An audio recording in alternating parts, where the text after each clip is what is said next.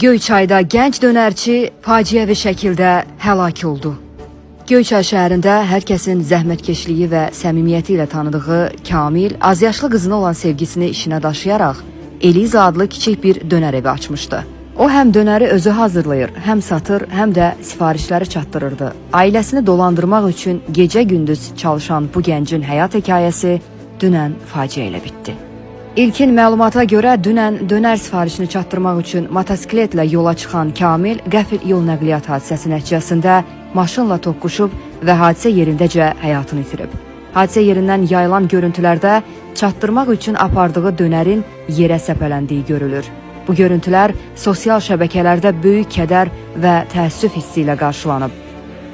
Kamilin sadə bir məqsədi vardı: balaca qızına daha yaxşı bir gələcək qurmaq. Eliza adını da onun üçün seçmişdi Kamil. Onun bu kiçik arzusu qızına həsr etdiyi iş təəssüf ki yarımçıq qaldı. Hazırda Göyçayda bu hadisə hər kəsi sarsıdıb. Sosial şəbəkələrdə və yerli cəmaət arasında Kamilin əziz xatirəsi minnətdarlıq və ağrılı xatirələrlə anılır.